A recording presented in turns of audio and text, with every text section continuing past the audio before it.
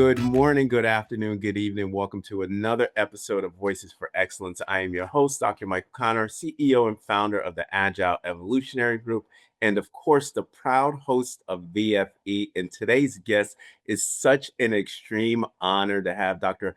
Donna Housman on with us. I say the experts, whether it be in early childhood education, which we're going to unpack, emotional intelligence. I really want to go deep into the conversation with that. She is considered a czar. Just absolutely love and respect the work that she does. The white paper that I read, we'll get into that, was just phenomenal coordination around the research and how she is executing this now within the ecosystem. Dr. Housman is the CEO and founder of the Housman Institute, doing extraordinary work across the globe and the impact that she's had on early childhood learners and in the emotional intelligence sector. So, without further ado, this is again an extreme honor to have Dr. Donna Housman on Voices for Excellence. Dr. Housman, such an honor. How are you?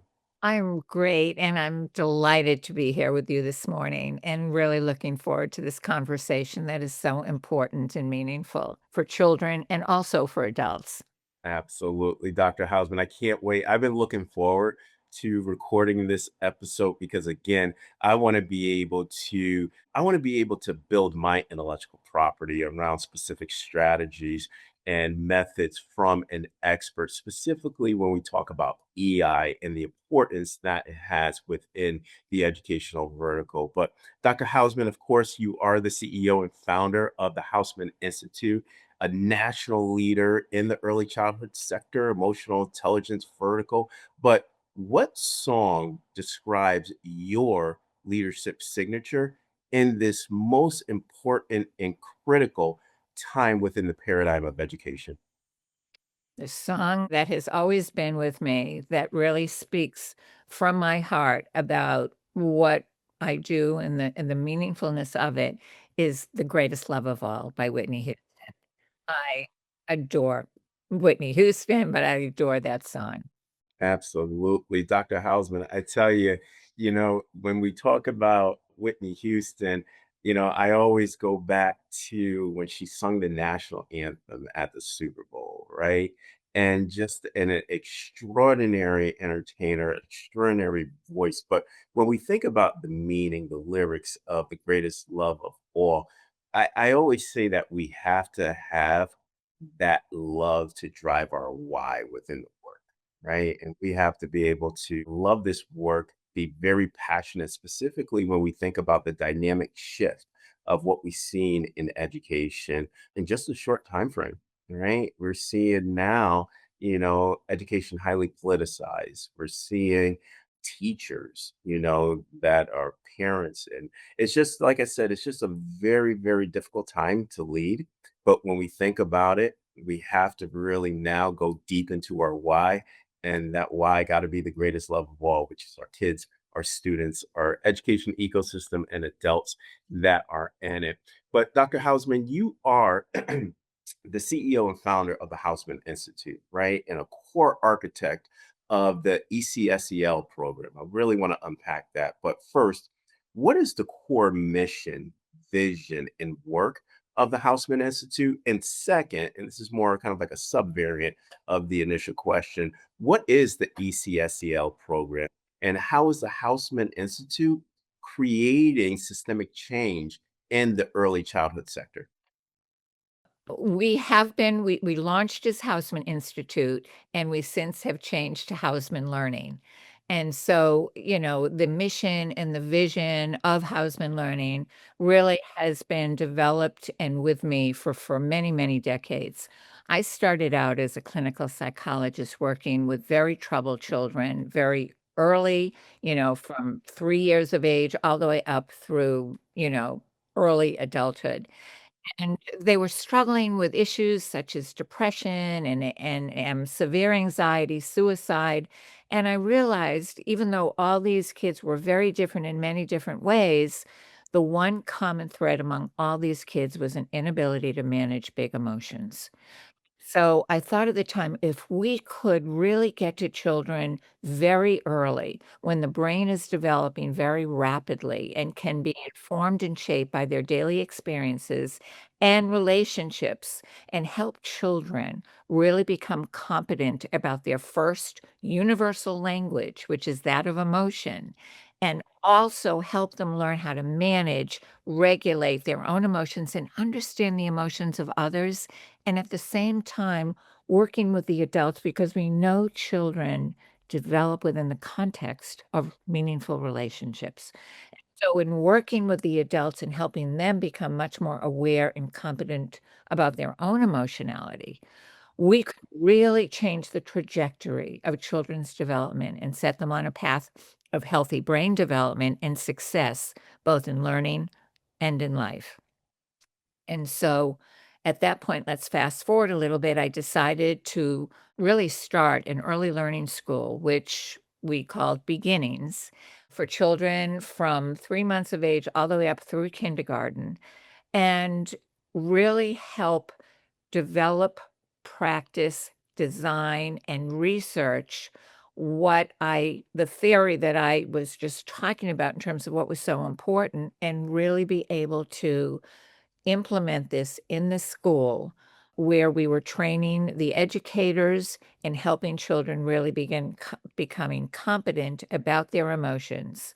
What we saw is that within the school, we started getting children from all over the world, so that we were seeing that this approach called ECSEL, which I will speak to in a moment, was really benefiting children from all different races, ethnicities, cultures, and the research that we did some very rigorous longitudinal research, and the research showed that these children that went through our program, and in a relatively short period of time within that school year, significantly outperformed the control group in areas such as emotional competence, emotional intelligence, self-regulation, empathy, executive functioning, and learning. And those are critical foundational skills that we want to provide and support for our children. And this is what we were seeing. And so from there, we created, the Excel relational approach. We launched Housman Learning right around COVID so that, we started going in and then the doors shut and locked down. And so it gave us an opportunity to really develop all the tools and strategies that we created for Excel. So let me just explain what Excel is. So Excel is an acronym for Emotional, Cognitive, and Social Early Learning.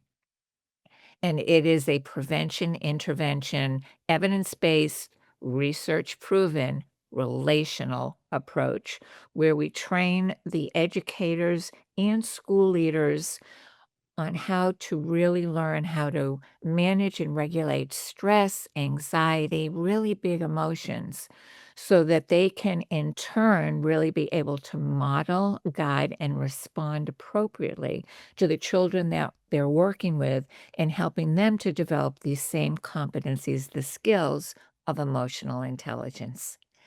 And these skills of emotional intelligence are really critical in promoting empathy, compassion, perspective taking, really building resilience and effective communication.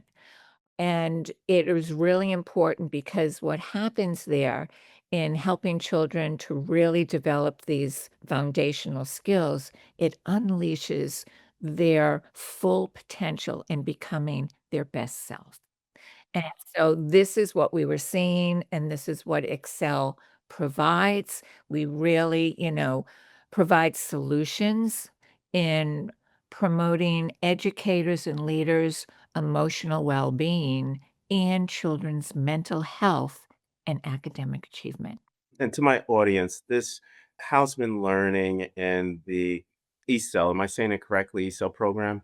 Excel. Excel. Yep, in the Excel program. Phenomenal outputs. Dr. Hausman, what resonates with me is the alignment to research. right? You identified how, and a lot of times, we see this, Dr. Housman, that various, whether it be ed tech companies or various organizations or companies, say that yes, our product and our solutions and tools have impact. And I'm already like, okay, what's the research that is actually supporting you saying that there's that level of impact, there's that level of efficacy, whatever it might be? Really love the intentionality on having the research lead the actual discussion around the impact of the program. More on the lines, I love the beginnings, Dr. Hausman, where you said from 3 months to kindergarten. I always say that we have this over perseveration on the achievement gap, right? But I always say that the achievement gap is a symptom of the root cause, which the beginnings in your work addresses, which is the preparation gap. In order to close the achievement gap exponentially, we have to be intentional on how we're closing the preparation gap from birth all the way up to kindergarten, which is very intentional and such a need. And right when you launched it, like you said, it was in the DC stage of education during COVID-19, where now your work is, I think, an essential imperative when we think about the generational learners, Generation Alpha, and then who we just welcomed into the world last year, Generation Beta. Phenomenal, phenomenal work out of the Housman Learning. I apologize. I didn't know the rebranding went from Institute to Housman Learning. That means that there's more impact that you're having, Dr. Hausman. I would like to add to something that you were just talking about the achievement gap. And what we found several things happening in addition to what you're talking about in terms of preparation, which is really critical, is that, when we took a very high-risk population and, we looked at what are the differentials, what are the factors that allow the children within the high-risk population to succeed versus the ones that were failing. And what we found was the key differentiator. It wasn't about throwing more money, throwing more books. It was about self-regulation. Absolutely. Absolutely. And Dr. Hausman, and you're touching upon a pivotal point. I remember, and I never will forget this, what Dr. Pedro Noguera stated at a keynote.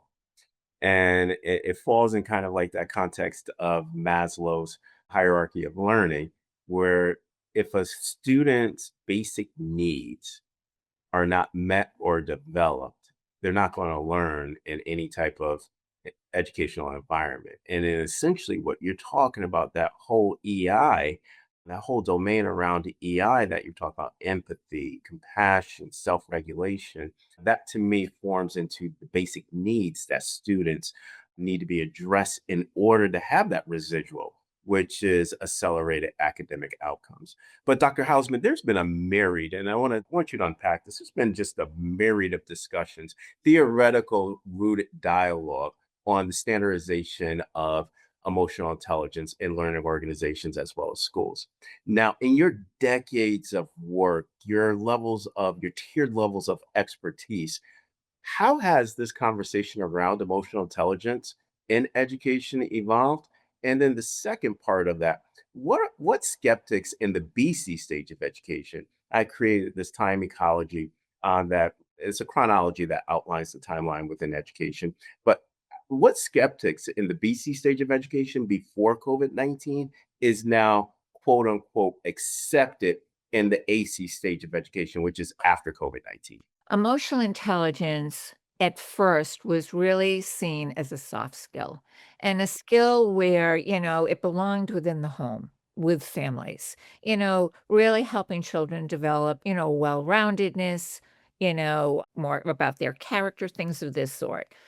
However, what has really taken place is that emotional intelligence is not a soft skill, it's a durable skill and it's sustainable. And, emotional intelligence is not separate from academic outcomes. It drives positive academic outcomes. And these durable skills are key in regulation and managing one's emotions, behavior, and also understanding the emotions of others and the growth of empathy, compassion, perspective taking, as I had said earlier.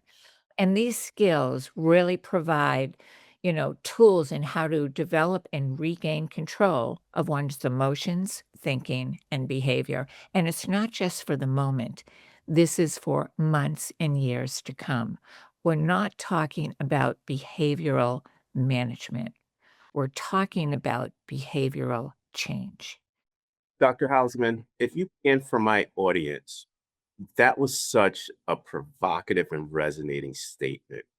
Can you say that one more time? Because I think that we always rely on the former in lieu of looking at it in the latter. Can you rephrase that one more time? Because that's very critical. Okay, so these skills of emotional intelligence and how helping us manage our own emotions and understand the emotions of others also provide the tools in helping to develop and regain control of one's emotions, thinking, and behavior. And not just for the moment. This is for months and years to come. And we're just talking about behavioral management. I love that. We're talking about behavioral change. Yes, behavioral change. Now, to my audience, and I never, Dr. Hausman, I never interject the way I did, but I think that is so pivotal. That is a seismic mindset shift, not behavioral management, but behavioral change. Continue, Dr. Hausman. Well stated. Okay, so again, EI in summary really is a key indicator for behavioral change, academic achievement, and teacher satisfaction and retention. And this is what lies at the heart of Excel. And by equipping kids with these essential skills, we're empowering them to navigate life's stresses and challenges, to develop and build meaningful relationships, and contribute positively to their communities and society. It's really education for character and moral development. Yeah. Yeah, Dr. Hausman, amazing, amazing. And to my audience, again, this is one of the answers that you want to play back. You want to be able to scaffold and segment. Dr. Hausman, we use Voices for Excellence as an asynchronous professional learning tool for my audience. So these strategies, especially what you outlined, behavioral management versus behavioral change. And please, devil's advocate, intellectual banter is wanted on this.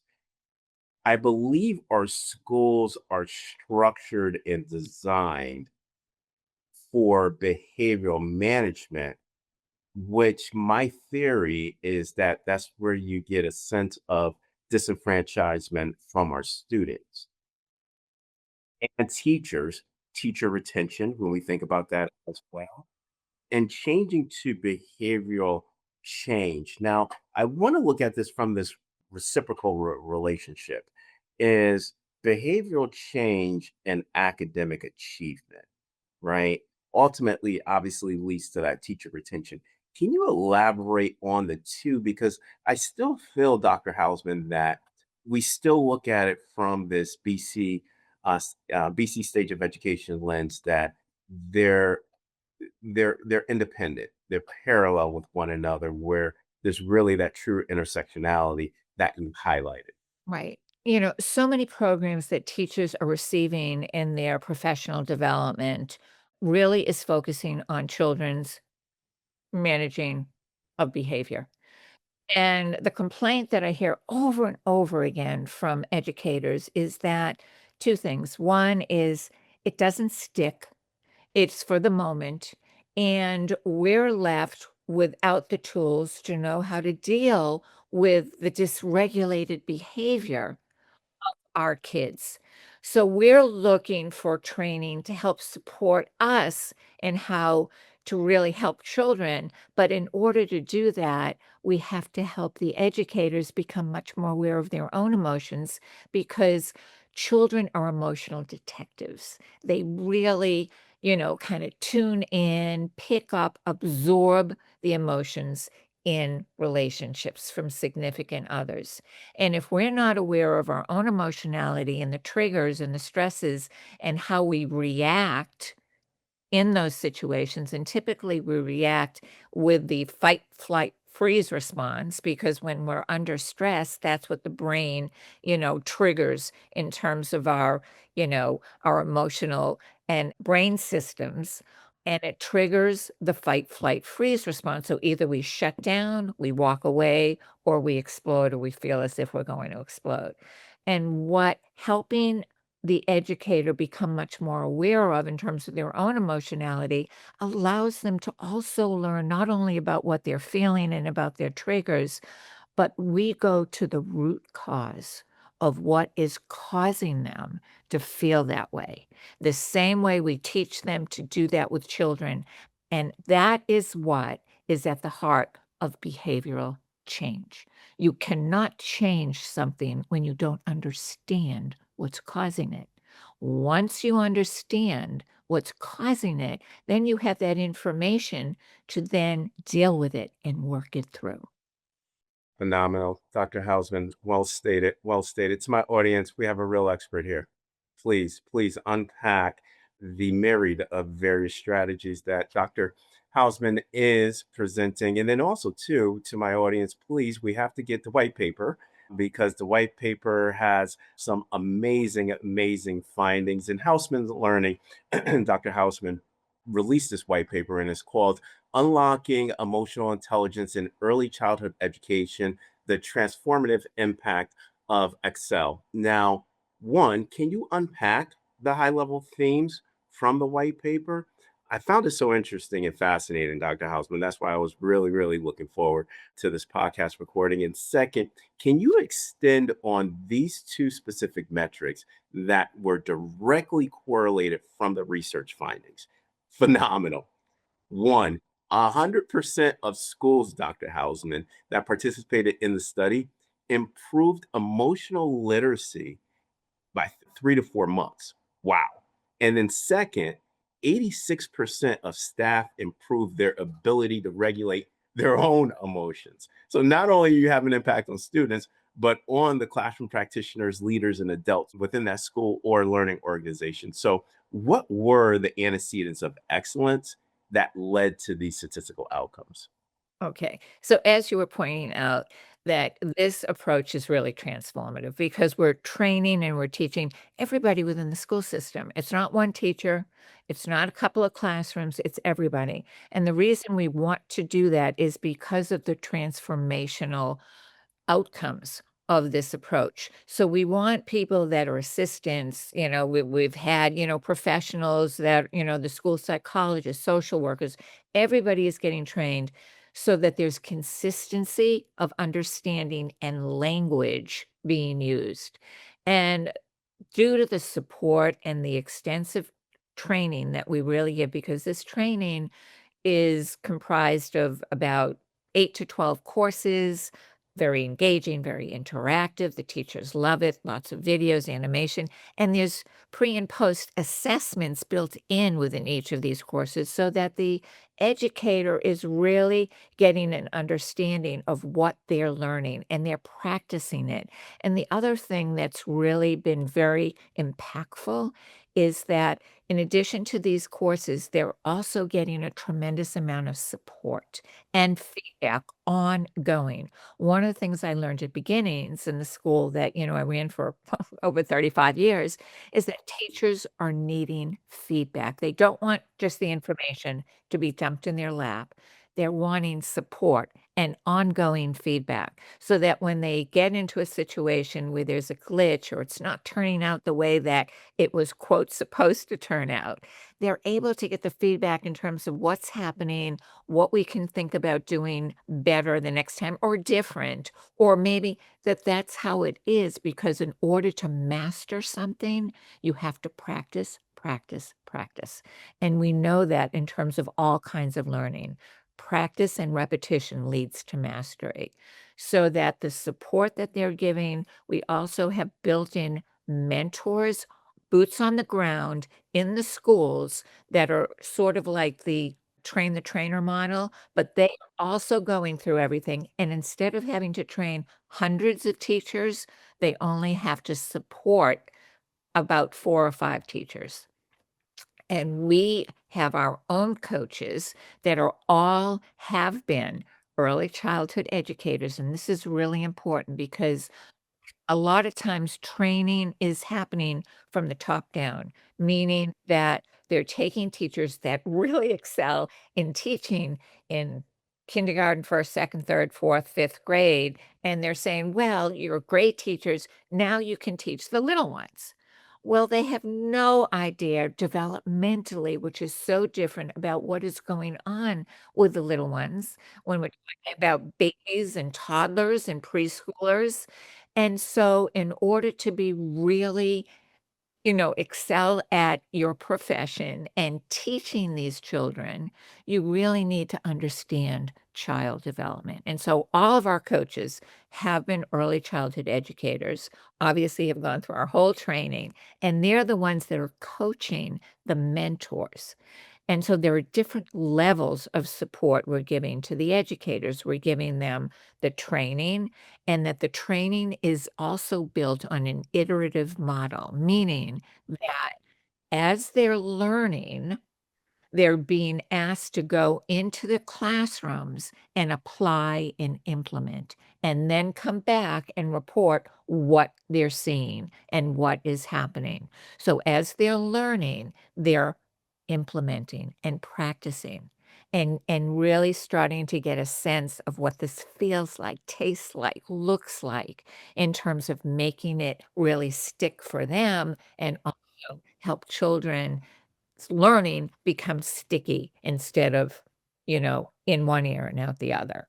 Yeah, yeah, Dr. Housman, so so intentional. And what I really love about this, Dr. Housman, is that the transformation, way you're undergirding it, it really focuses on the dimensions of shifting culture and shifting mental models around these best practices. And then, two, Dr. Hausman, the way you're able to tier and differentiate support and feedback for your classroom practitioners through your coaches, absolutely phenomenal. Because I think you and I know there's a general consensus out there that professional learning for whether it be leaders or teachers, they're not really differentiated.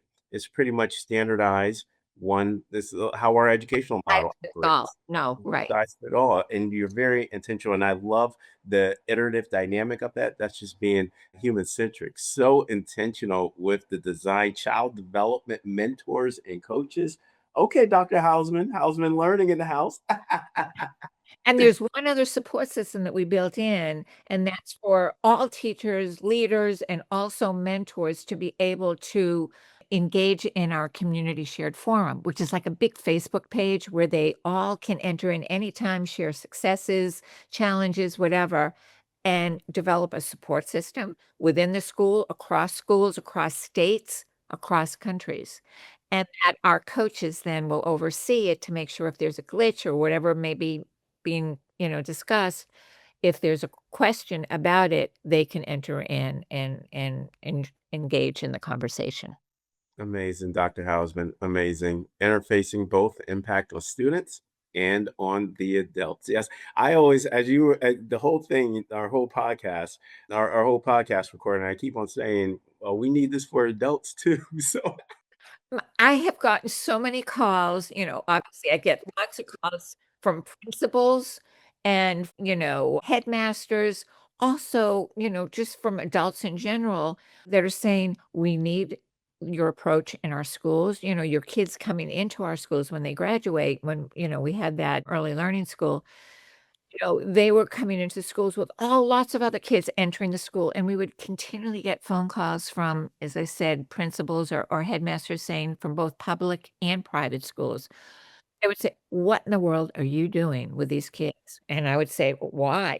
I wasn't sure where they were coming from, and they said, "Your kids are so different from all the other kids coming in," and within the similar demographics, they're saying that. I said, "Well, different how?" And they said they're different in terms of, you know, Academically, they excel beyond what is expected in terms of leadership skills, in terms of relationships. Kids go to them because they really enjoy being with them. They're empathic. They're standards when it comes to bullying, and they're very innovative and creative. And so this is what we want to be able to have, for our kids. Absolutely. And Dr. Hausman, the your intentionality and vitality to ensure your students are prepared, it goes back to kind of the theory, it proves kind of by theory correctly, where if you close the preparation gap and all the tenets that live within the preparation gap, you're going to have outputs where principals and headmasters are calling you. What are you doing? Because these kids are ready as they're entering their learning environments, you ultimately close the achievement gap exponentially. Great work, Dr. Hausman. And Now, the issue with the schools in terms of preparation, you're absolutely right. Teachers need to be prepared, but they don't have the time for that. And that's what the schools need to kind of start to mandate and recognize because the return on that investment is exponential. absolutely. Time is the variable, learning is the constant. But now, Dr. Hausman, you've been immersed in a variety of different policy and legislative discussions around this topic. If you had the ability to redesign state and national standards, whether it be from the early learning sector or the EI theory, best practices, what key competencies would be mandated for all education stakeholders and student learners?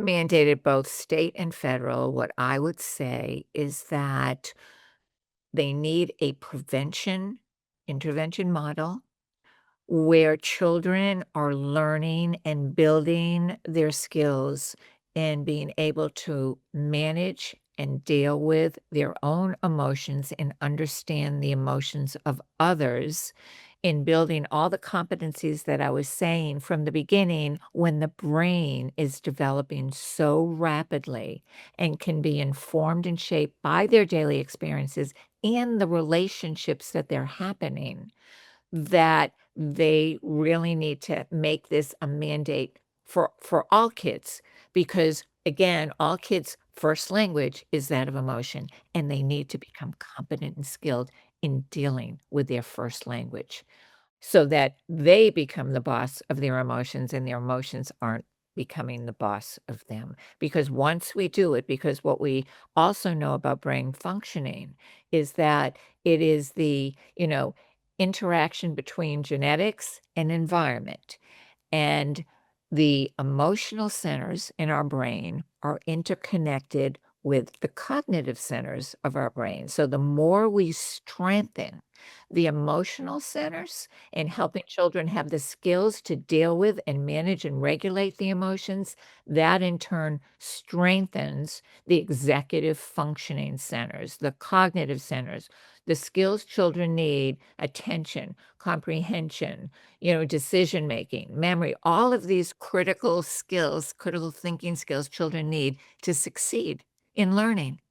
And so that is that kind of relationship that is really important in terms of being able to provide children and mandating that children develop these skills because it's not just about their social and emotional development. This is about cognitive development as well. We're dealing with all of the critical domains that children need support and help in fostering and developing to become their best self.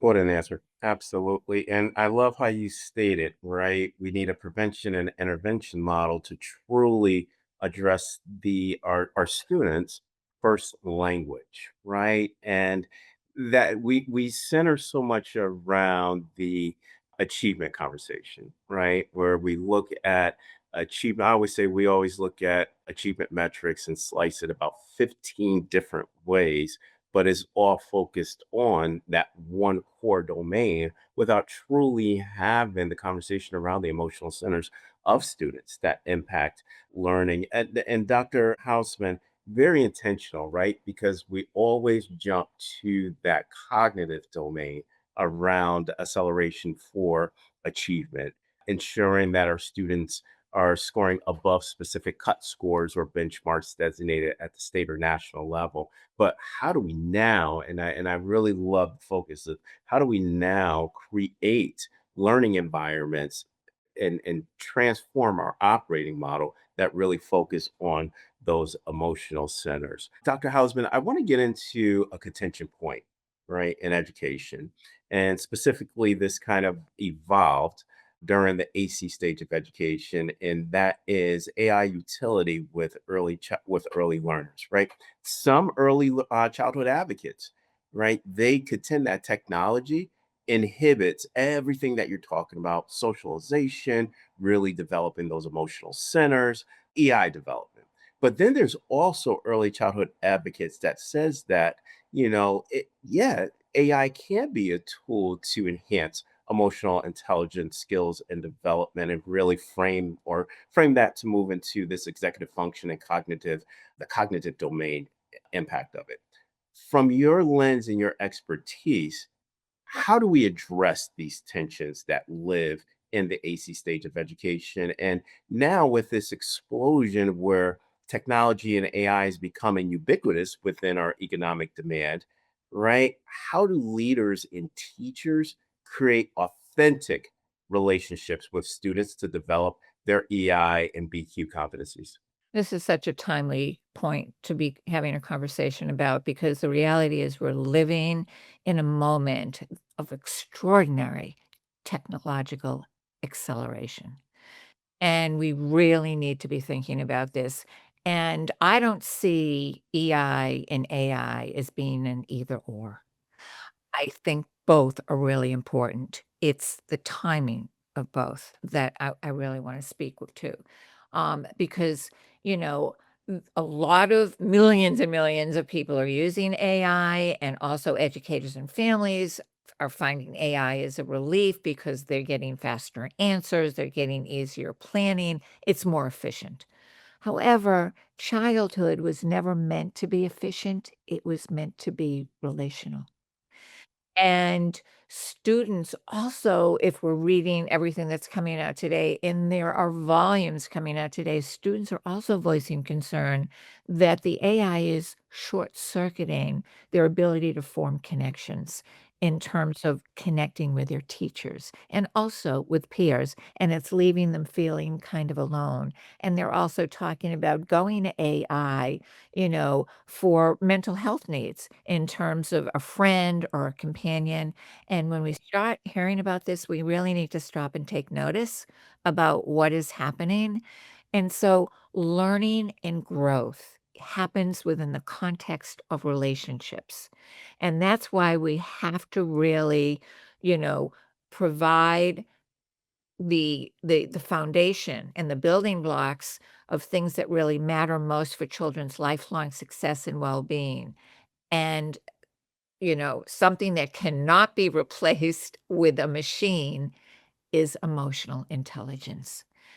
And, that is really important in helping children really begin to, accomplish all of these skills that AI does not provide, being able to efficient communication, to be able to collaborate, to be able to, engage in critical thinking, you know, all of these skills that are so important in life and learning, those kinds of skills are developed and formed with practice within connections of meaningful relationships.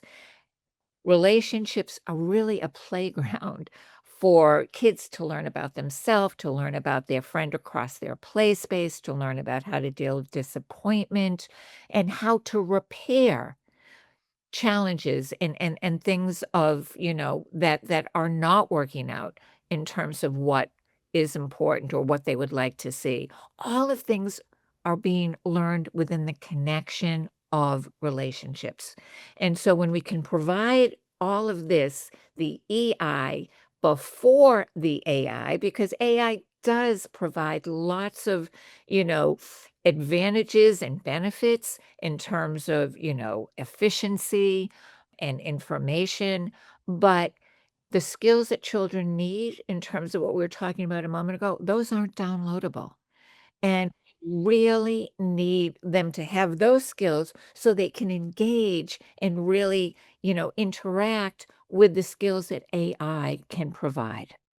Dr. Housman, and I always state that whenever there is an educational tension in the context of systems redesign, moving from early stage to a late stage or a middle stage, I always say that we have to look at the tension in a polarity context.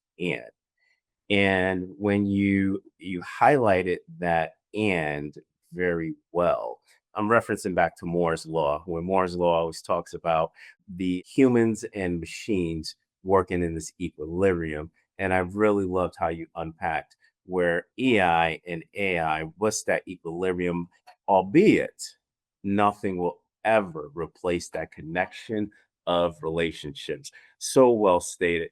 Yes, And go ahead. what I would add to that is in this equilibrium, I would advocate EI before AI. And it's sorta like the oxygen mask rule because, when we talk about preparing educators and leaders so that they can model and guide and be the best, in terms of what children need for learning. I refer to that oftentimes as the oxygen mask rule, helping the leaders and the teachers learn these skills first, so then they can then apply it in their engagement in teaching and responsiveness with children. And so the oxygen mask rule with EI before AI for children is equally important. Dr. Housman, well stated. I cannot wait to go to Boston and to meet you in person. Our coffee is going to get cold. Our food is going to get cold because I want to pick your brain in so many different ways. But Dr. Housman, last question now. I'm very unsuccessful asking this question because I always try to limit my guests to 3 words. Now, all of my guests, they have a lot to say, but for me to limit them to 3 words on the last question, statistically and data driven wise, I haven't been successful. So take it as it is, Dr. Hausman. But what 3 words do you want our audience to leave today's podcast with regards to emotional competencies, human connection, and relationships in the AC stage of education? Okay, so when I think about 3 words, the first thing that comes to mind for me is in real estate. The old saying is location, location, location. And so what I would say is connection, connection, connection. That is the fuel, the energy that drives us forward, providing the motivation for us to become our best selves. Not only for ourselves, but in turn really benefits our communities and society as a whole. Absolutely. Connection, connection, connection. Dr. Hausman, such an honor to have you on Voices for Excellence. Now, if any of my audience members want to get in contact with you with regards to Hausman Learning, the work that you're underpinning, strategies from a student, adult standpoint, really getting deep with the theoretical construct of emotional intelligence, how would they be able to get in contact with you? I write blogs regularly, couple a month. They can read my blog, get in touch with me through my blogs, and also receive lots of helpful information. Absolutely. Dr. Hausman, again, thank you for coming on BFV. Such an honor. I look forward to speaking with you, meeting with you in person. Can't wait to see you. Thank you for coming on BFE. Thank you so much for having me. This has been such a pleasure. I've so Absolutely. enjoyed it. Thank you. Thank you. And on that note, onward and upward, everybody. Have a great day.